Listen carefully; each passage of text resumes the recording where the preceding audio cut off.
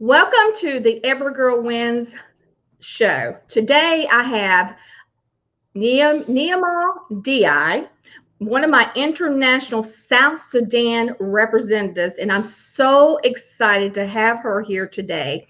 Before I introduce her fully, what I want to do is tell you a little bit about International Every Girl Wins Day.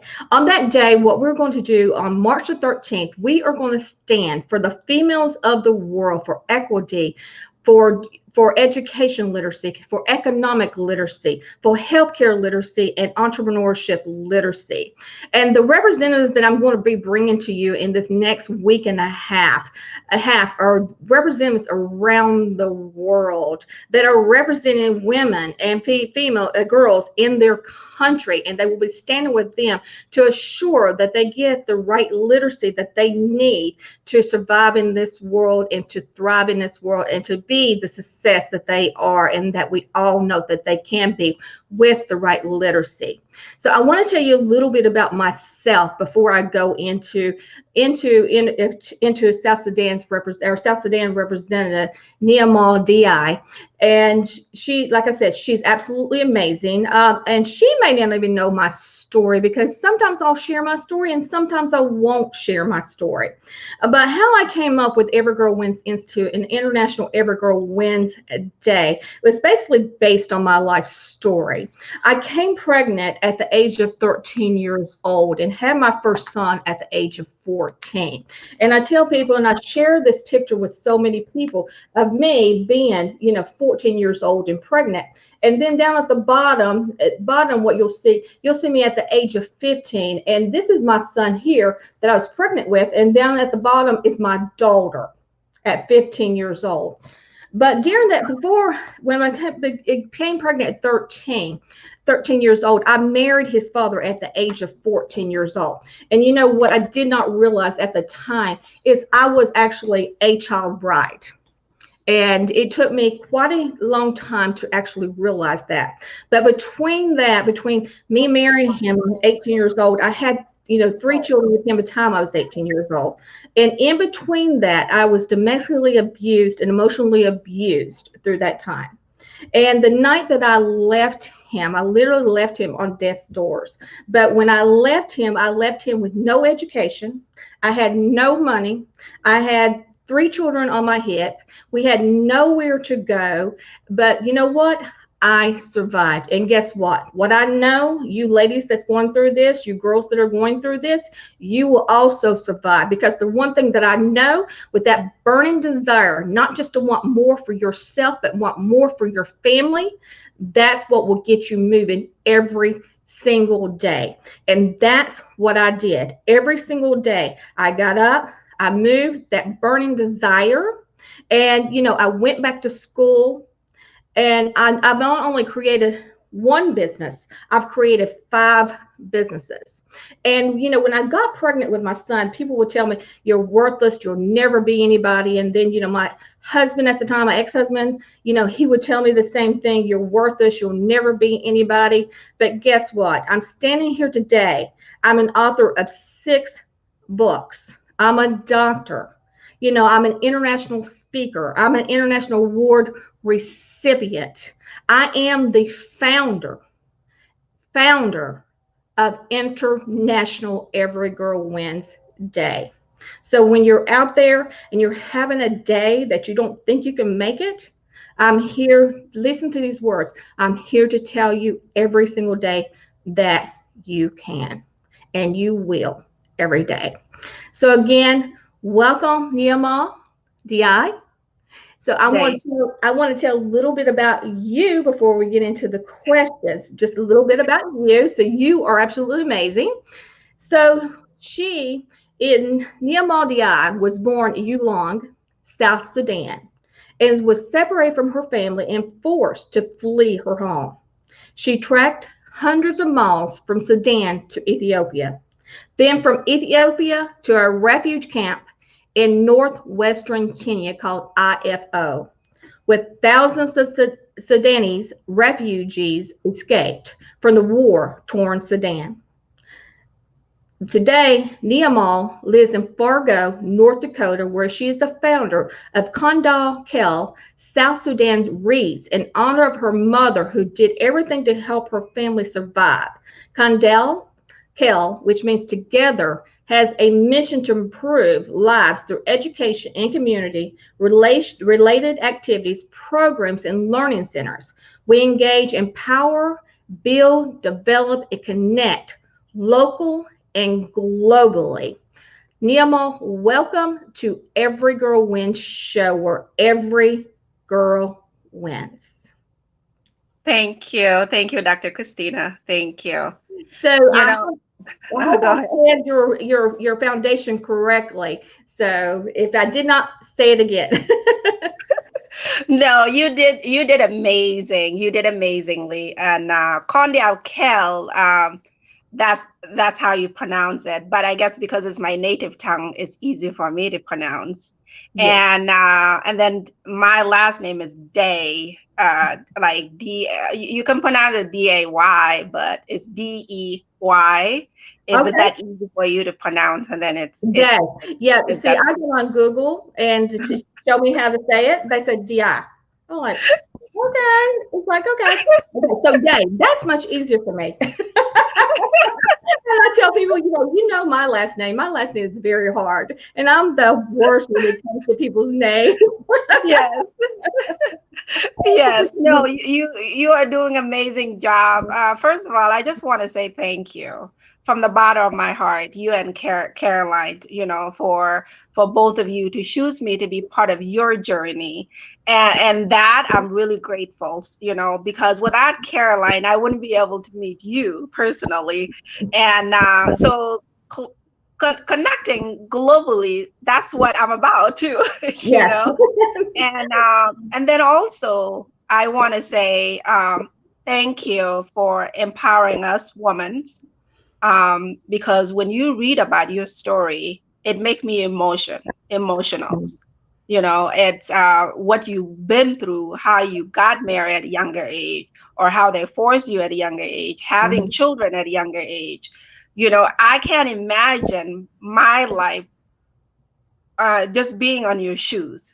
You Mhm. know, it's tough, and it just remind me of my little niece who got pregnant at 12 years old, while I'm trying to help her family uh took her to the village, and so that way I wouldn't be able to help her. So it Mhm. still break my heart, and so many women from South Sudan, as Mhm. we speak, because they get married at a younger age, and it's not because they wanted to, but because of the forced marriages that they Right. have, and Right.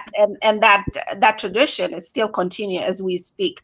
And if I put myself in that position, I remember, when my dad used to call me and said, Yamal, we want you to get married so I can live off of you. And I'm like, Mhm. what? Why? I'm not getting married, you Right. know? But let's say if I was in South Sudan as we speak, compare where I'm at right now at this age, I don't know where I'd be at. I'd probably be dead too. Mm. I'd Yeah. probably be dead. Is when I think about it and imagining it, I would be dead. I don't know what I would do, you Yeah. know? And God for a had woman, yeah, God, for a woman God had like other, me, yeah, God had other plans for you.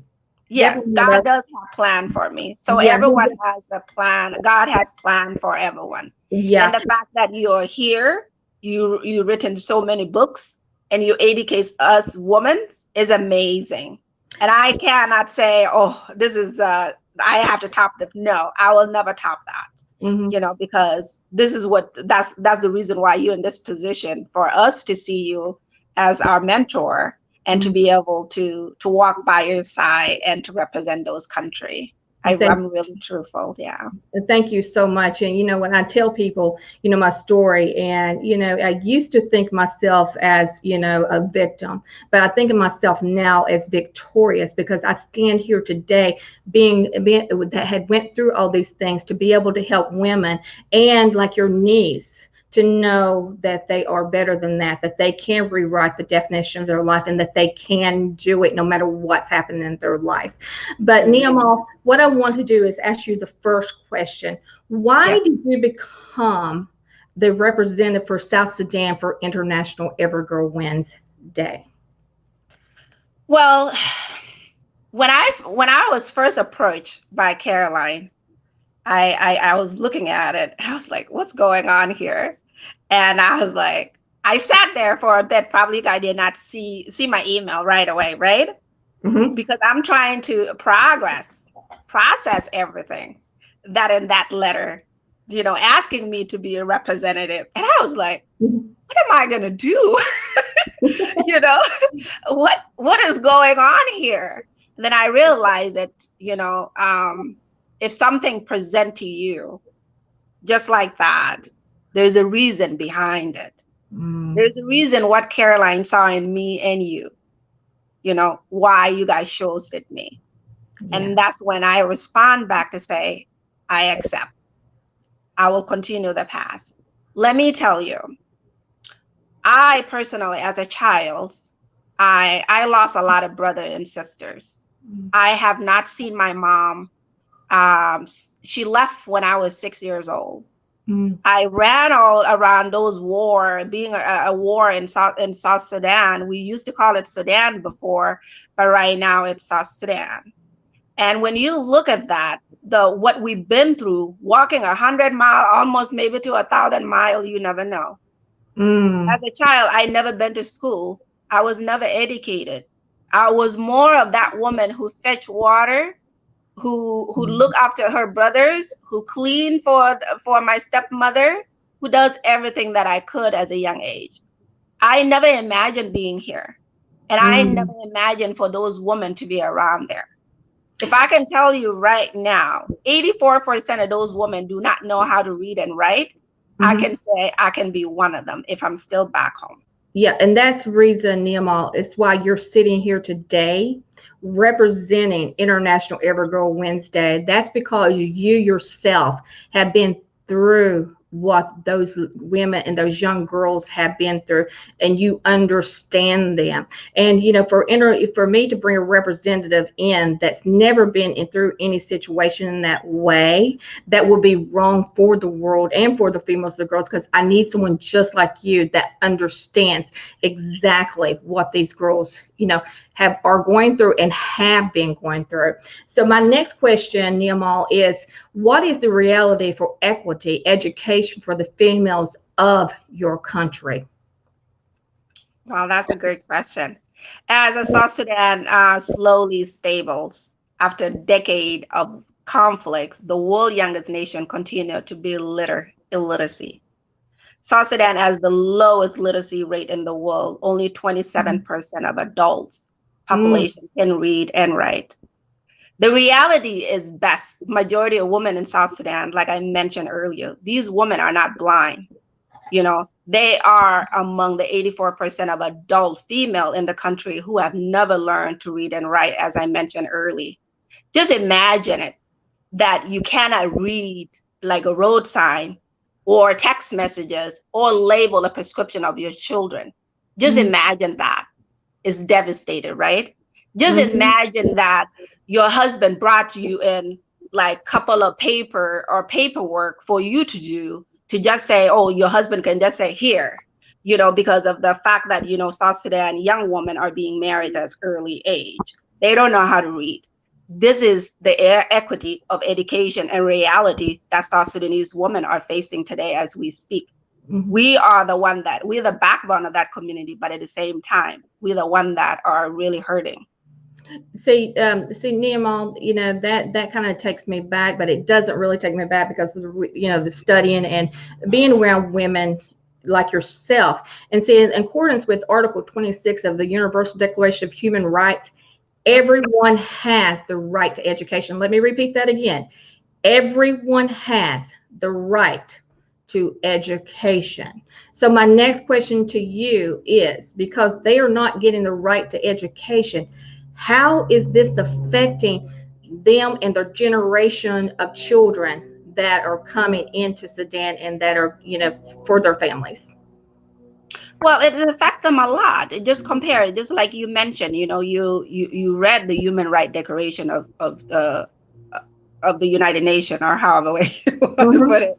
I myself too, as a human right person, this is a lot of I had to take it in a lot, because when I look at my country, and what women are going through, even though everyone have a right to be educated, it's not perpetrated like that.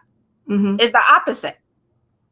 Do you understand that? Right. So it's opposite in a way that you will see a lot of dropping out of the school, young girl, young woman, dropping out of school, not even like continue to go to their secondary school. Not only on top of that, they literally going through sexual violence, not to mention just only them getting married at that early age. We are the highest in the world of young girl dying at the childbirth. Compare that. Yes. This is a lot of effect in our communities because of the lack of education. These are all really like tie in. Because when you don't have that voice, it affects you as a person and as a young girl. Because all they see us is she's young, she's 14, she's 13, she's ready to get married. Where is my 200 cow that your brother is waiting for you to get married to? So they don't have any right. So your right is to get married. That's a tradition, just like what the government said. That the traditional, they're going to continue with the traditional role in order for a woman to be kept back, so that way they don't have to be educated. So Nia Mom, how, as an international representative for South Sudan, how are you going to stand, and how are you going to assure literacy gets to the young girls and women to your country? Well, as a founder for former South Sudan Read and also Condial Care International, I already started that role already in my hometown. Right. I started to put in place a woman group that is need to be empowered to learn how to read and write. We already kicked off that program already. It's part of the Condial Woman Empowerment. In the first week alone, we have over 1,000 women show up to come read and write. I'm applauding you, and applauding them. That's absolutely. Yeah, this is absolutely.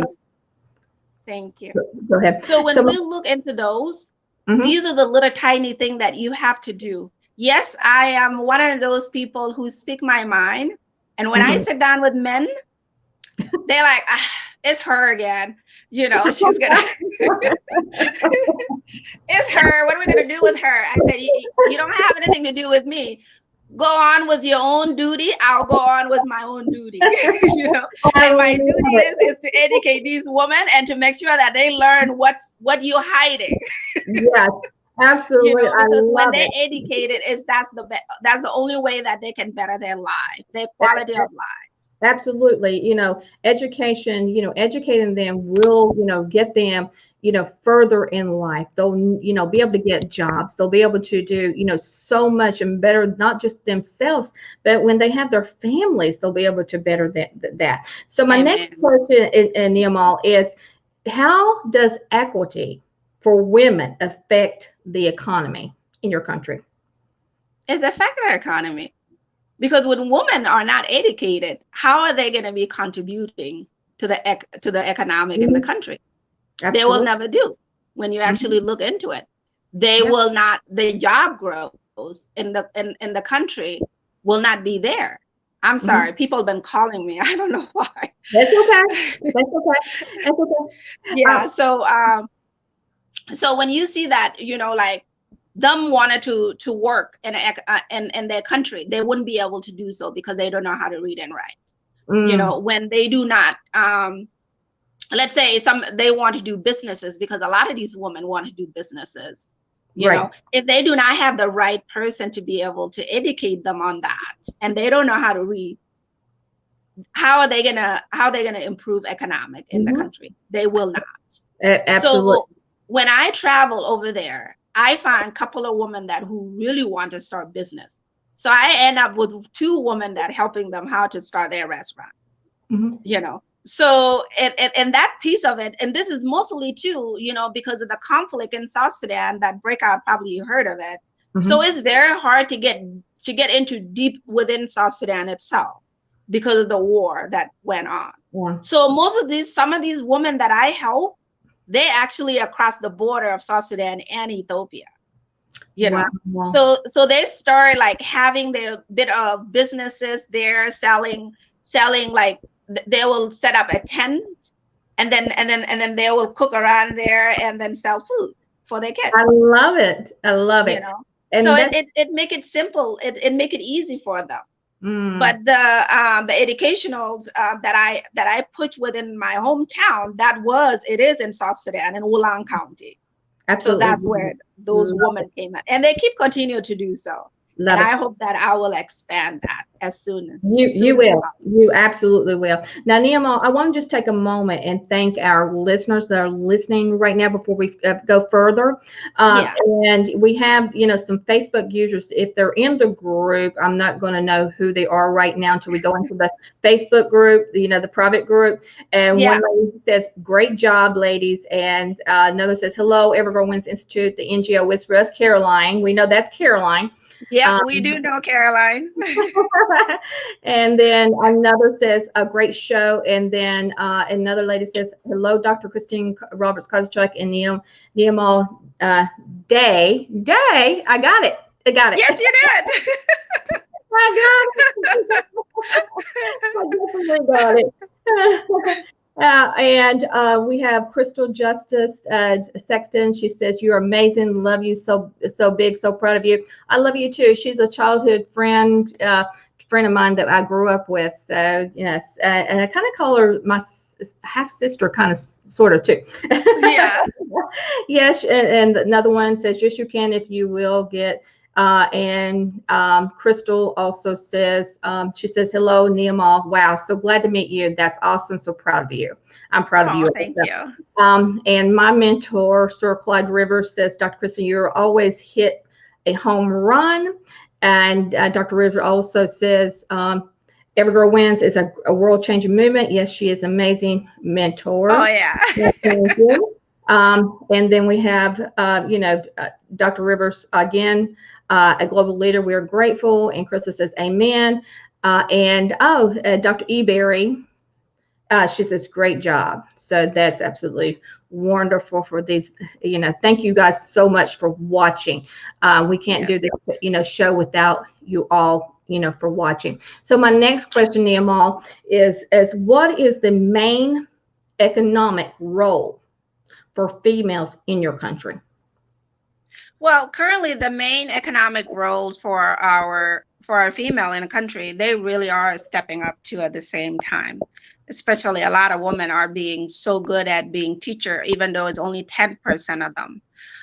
Some of them are farming because they had to, because that farming, that's what South Sudan are really are known for, farming, because we don't have that big economic boom yet as what Mhm. like what United States going through and European country are going through, but we are just a younger country, Mhm. like a younger nation. So it's not only that, we are activists, not a lot of us are out there being activists, but we are there, because we're the backbone of our nation, of our country. Even though I was so young at the time, but I remember my mom being out there and said, "Nope, I'm going to be part of this too." They are a soldier, Mhm. it is a bit, they are unequal to our men, because men are the one that actually are in the top rank here, because they're the one that are doing business, political role, business leadership, or just leadership in general. So it's very hard for these women to be part of it.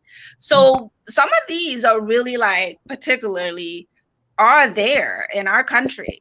We just need a leader that can enforce these women to be out there a bit more for their roles, because I know that these women are mentor. Yeah. They are lawyers. We have a lawyer. Her name is Nyadul, and she's in Australia. Oh my goodness, she is powerful. Literally, she fight on the media like hand to hand, and I'm just like so proud of her. Mm-hmm. There is another woman too. I forgot her name, but I remember she's really like pushing on to these women in South Sudan to tell them that, hey, y'all need to step up to be able to put your mark, like put your mark into our country, and to be able to support, our community too as well. So at least she's a role model. There are a couple of women, I can't even name them all. They are nurses, they are, some of them are even doctors, who start their own clinics, compare that, so it really is, these women are stepping up like there is no tomorrow. Yes. And I know that for a fact, there is no man gonna stop us doing this. And you know what, Nemo? It's women like us that keep, going on and, pounding and getting at the table with these men and saying, we have rights. It is her right. The theme for International Evergirl Wednesday, it's her, it's her right. This is not a movement. This is our life. This is my life. This is yours life. This is our right to have these privileges that the males have, the right to vote, the right to own your own land, the right to work, the right to say no, I'm not going to get married, the right to health care. We have the right to whatever we want in life. That go ahead. It's absolutely our right. So I'm going to go to the next question. What are the literacy challenges faced by women today in your country? Well, I think that we cover some of them already. Yeah. Most of it, yeah. So most of these, probably for our viewer, it might be a bit of repeats too as well.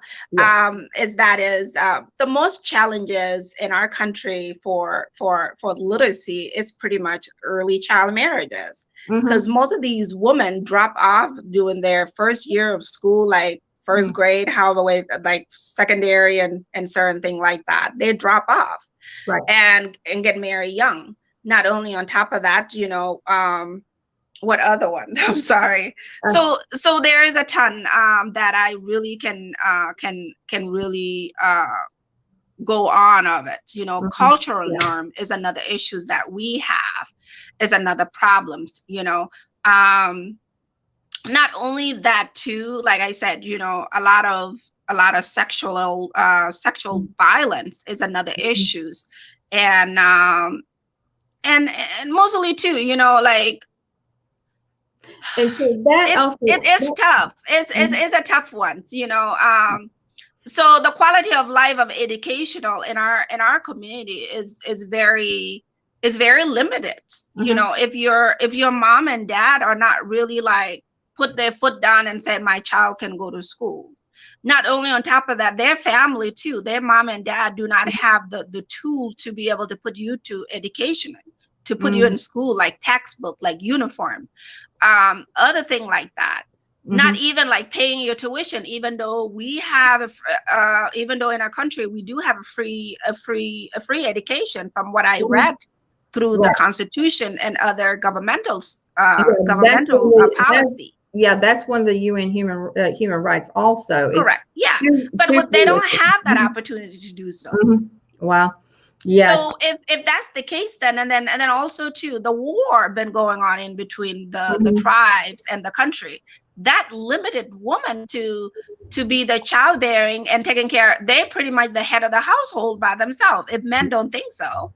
I'm sorry to say this, but they always think that woman is not the head of the household. They are the head of the household. I'm like, if you gone all day and do not come home, and she's the one who's cleaning, fetching the water, taking care of the children, and then by the time that you come back to a clean house, you didn't do anything. So they are the head of the household. Yes, you're absolutely correct. I mean, and then not only on top of that too, they go into the forest and fetch firewood and water to be able to cook.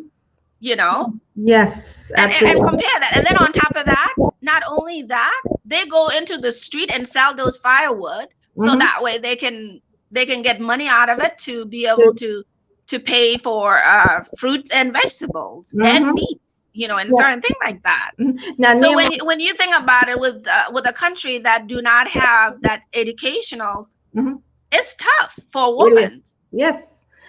And so a lot of these things women are being challenged on. And sometimes it's hard for a developing country to understand, what females go through in a developing or a third world country. It's, and that's why we stand on International Every Girl Wednesday for females, and to educate, not just, educate, the males, but we're also educating some females on what goes on out there. But my next question, Niamal, is, are the women in your country receiving the right literacy for their health care? Great question.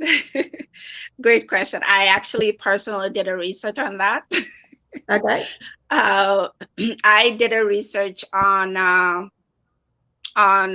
maternal health challenges, maternal health in South Sudan, challenges and need. That's the name of the research that I did. I interview about 16 women. The youngest one is like age of 14. And they do not have a lot of health facility, probably about 35 of them in the country, or maybe less. And then also too, not only on top of that, they don't have a lot of doctors, because there's a lot of NGO there because of the recent war. And so when you look at that, these women do not have the access to healthcare. To be able to say, okay, this is something that I can do for myself, and be able to say, okay, I need to do yearly woman checkup that we do here in the United States. Right. Or I want to be in birth controls and be able to not have 10 more kids, that are coming in. And maybe your husband have a second wife or third wife over there. Sorry to mention.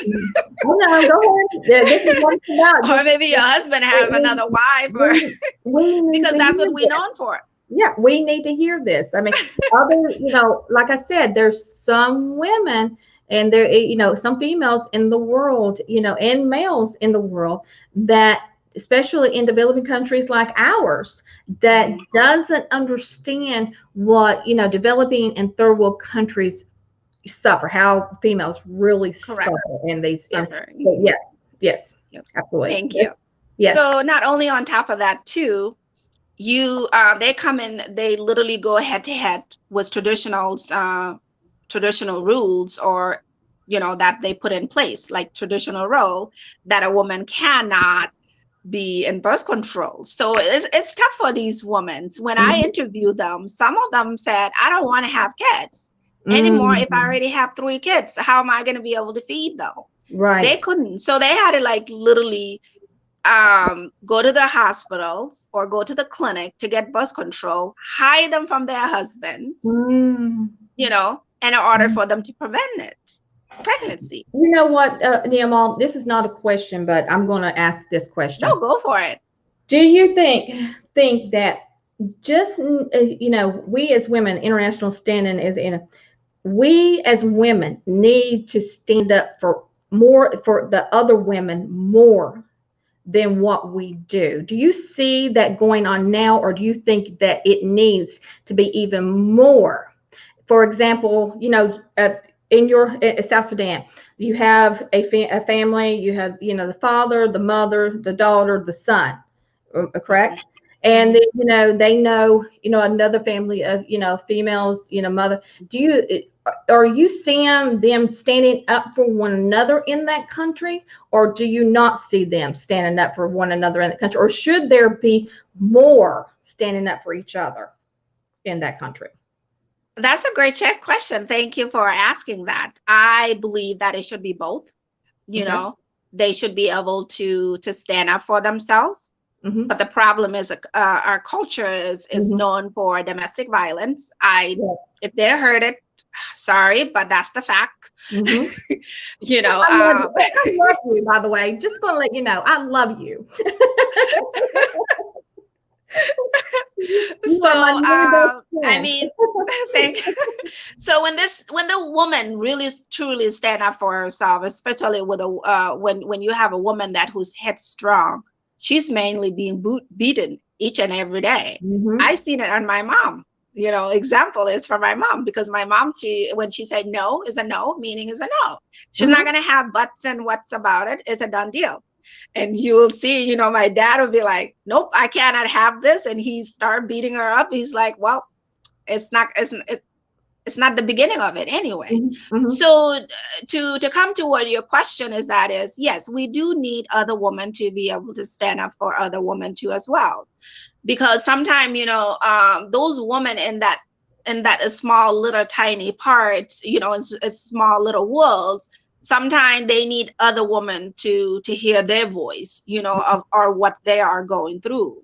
And that's what I realized, that, you know, me speaking up over here, even though I'm in the United States and traveling back and forth and see what's going on the ground, you Mhm. know, and them being beat up and be like, why are you beating her up? They're like, this is none of your business. I'm like, yep, this is my business. Mm. You know. Mhm. And if you see that, it's like, I'm from a different world, but at the same time, when I'm over there, I'm like, nope, you can't do that. You see Right. what I mean? Mhm. So words, you know, when we empower each other, and when I say we rise by empower, or we rise, you know, by I'm sorry, I'm going at it here. I'm sorry. I love it. We Good. rise by lifting others, you know, Mhm. and that's what I meant to say, you know. Um, so when we say something like that, it means that you're not only standing up for yourself, you also standing up for those other women, Right. you know. Mhm. And there's another quote too, incredible thing happened, you know, certain thing like that, probably you all know that, you know, I'm not gonna complete it, but you guys will complete it.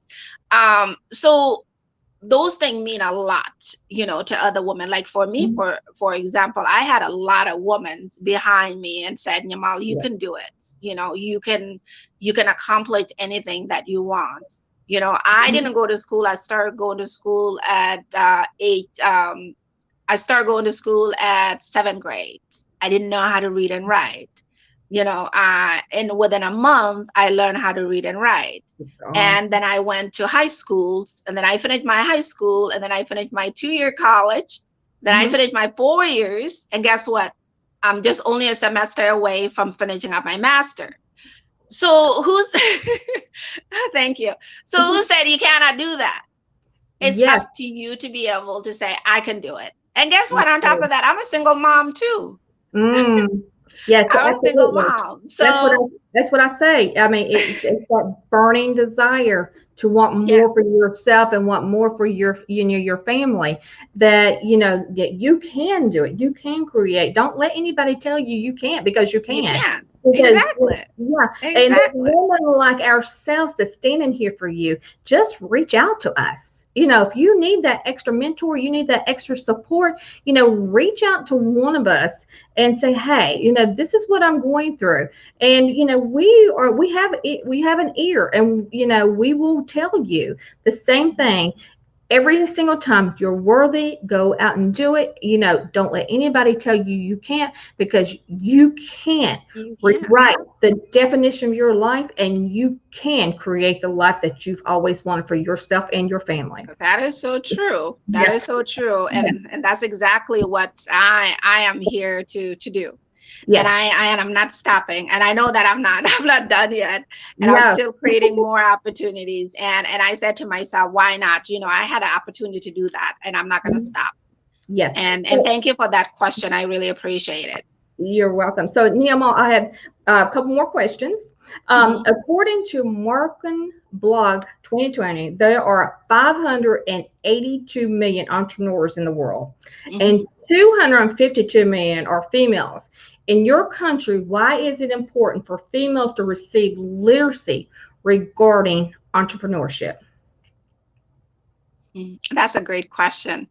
You know, I usually will say, you know, women are the backbone of the country. Okay, if they are not educated, if they're not doing what need to be done, there is no way that that country will move forward. If my countrymen have not learned that yet, they will learn that, because that's something that they need to understand. Because when they start having their own businesses, this grow a country. When they start to become a teacher in their own country, the country, most of those kids will not be out of the country, because all the economic or whatever they or their family paying tuition is going to be based into that country. Let's say if there is an organization that they need to do, or just in general to educate women or to empower women, if they have those businesses within South Sudan and have that entrepreneurship within South Sudan, there is no way that South Sudan cannot excel to become the greatest country out there. Mostly, I stress this most of the time, to our people, is you don't need a female doctor to come into other country to go to work at, Right. or you don't want a teachers, leaving South Sudan in order for her to teach somewhere. Right. So when I'm telling you these, it's because the thing that I see, it's thing that I see from my government representative and certain thing. They leave the country instead of them building the hospitals and clinics for them to spend those fund within that community. They go into other country to spend them. So how is that will impact economics? It will never be.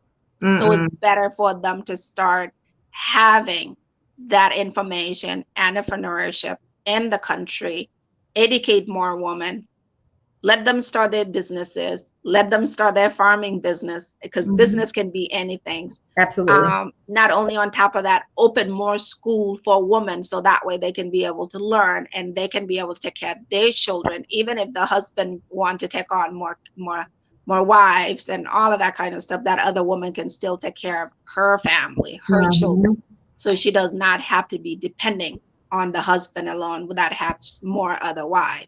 Don't get me wrong, it is a tradition, but at the same time, I just think that if they educate these women, they can provide for their family, for their own children, so they don't have to depend on their husband.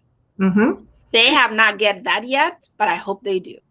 Yeah, and there's one thing you were saying about entrepreneurship. It doesn't have to. It can be any business to create. And that's what I tell so many women that I work with. You don't have to be a business plan. It doesn't have to be a business like Google or or Microsoft or one of these huge. It can be as simple as like for Every Girl Wins, we have a garden project, and yeah, my mentor and I came up with that back when the COVID. My mentor, Sir Rivers, we came back with that when the COVID happened. And the COVID, what was happening is most of these developing and third world countries, they were starving, more than they were afraid of the COVID when they shut everything down. So what I came up with the Plant a Garden projects is to teach these women how to plant a garden.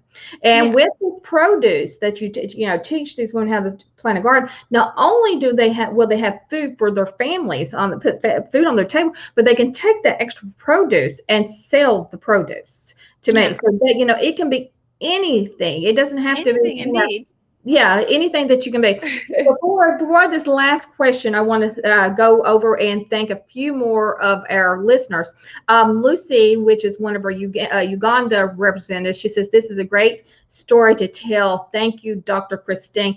And you know what? I'm going to grab my phone because the Facebook, what it says, it just says Facebook. So I really want to see who they are, and I want to thank them, by doing that. Here, just one second. Let me get Lucy over here. So we're going to go over here and I'm going to pull it up to see who is watching. So we also have, let's see. It's women's rights, and that's Dr. Eberry. She states that women's rights is very basic human rights. And Dr. Jasmine R. Gord, interesting conversation. Caroline Opende, which is our South Africa representative. So women's rights are human rights, Yeah. And our Kenya representative, Dorcas Kabad, says, create your best life as a woman. And Dr. Eberry says, doubt yourself as a woman and others will recognize you. Ooh, I love that one, Dr. Eberry. Love, love, love that one. So that, I love that one. So my last question is, if you could change one thing right now for the females in your country, what would it be and why? If I can change anything for my Just one thing for the females in your country right now. If you was granted a wish, there's one thing. What would it be and why? Well, for me, I usually don't think so much about this, but at the same time, for one, which is most of these girls, they want to be educated. Education to me, I believe, is a key to long lasting life. If you can grant a wish for them to be a sponsor, I will be on top of that, because I already a sponsor two already that are already in schools, doing that. And I will say education is the power or the key in order for these girls to be to have a lifelong learnings, and to be able to better their lives, not only their own life but to the other around them. Usually there's a quote that is usually say, when you educate a woman, you not only educate the community, but you're educating the world.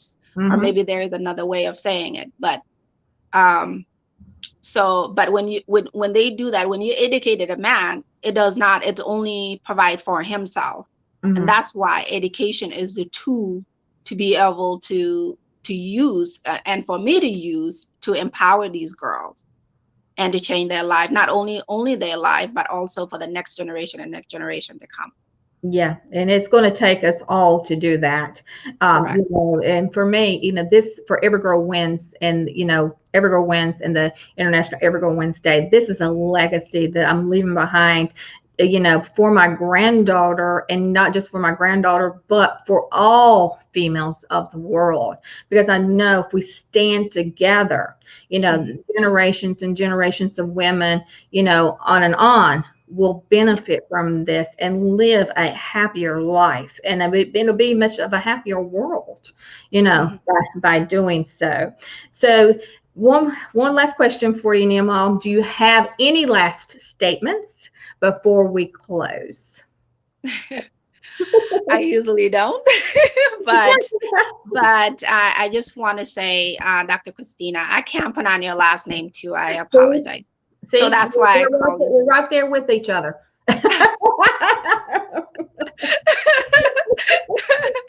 Well, thank you. I appreciate it. Well, the last thing that I want to say, I just want to say thank you to you personally, and thank you to Caroline. Having an organization that is changing the world is not easy, and I know that is not. And trying to change other, I know that is not easy. It will not take only me, but it's also taking the world. We need to have all the women that we can in order for us to change life. I know that you said it's not a movement, but when you create a couple of women coming together in your circle, you are creating a movement, but to me I am so glad that I get to be part of that. And I hope that I will continue to do so. And I also apologize because most of the time I'm not really so good at answering questions. Oh, you're phenomenal. To the viewer or to anyone's like this sometime, but I'm limited a little bit because I'm more of the, like typing on the webs and putting things out there, but I'm not so good at just being live most of the time. No, I get nervous. So I know that I said that, but I apologize in advance, but I just want to say thank you, and let's change the world together. Absolutely. And you have nothing to apologize for because you were phenomenal, a phenomenal guest. I mean, you put insights that, some of us really need to look at of what's happening in, other countries.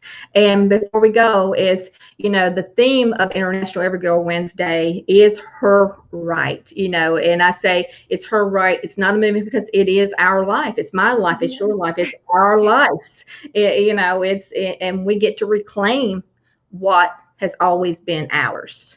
Right. We can stand together on March the 13th, International Every Girl Wednesday. Right now I have 10 amazing representatives, and I'm looking for more from other countries to stand for females of the day. And if you don't want to be a representative, that's okay. But we're also looking for women around the world to also be putting events on and just sitting there, maybe just get a bunch of your girlfriends together, females together, and just have a talk. That's what International Every Girl Wednesday is: lectures and talks, and just celebrate each other on that day.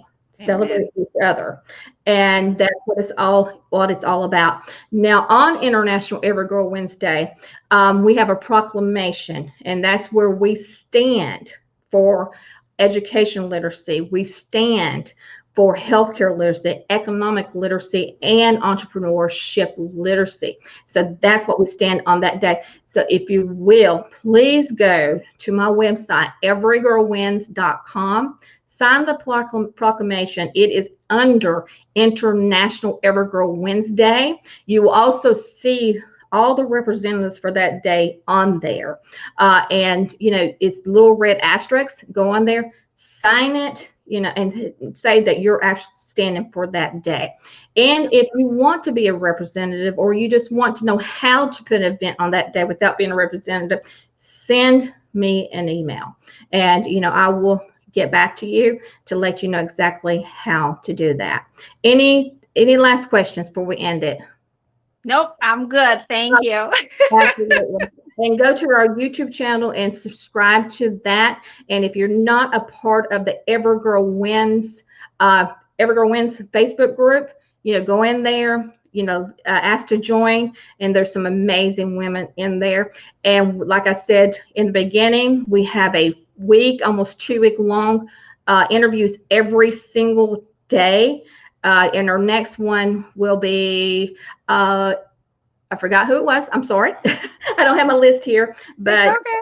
Yeah, the list here, but it will be actually on Thursday. It will not be tomorrow, but Thursday we'll have another amazing lady with it. So again, thank you and have an amazing day. Bye-bye. You do the same. Bye-bye. Thank you.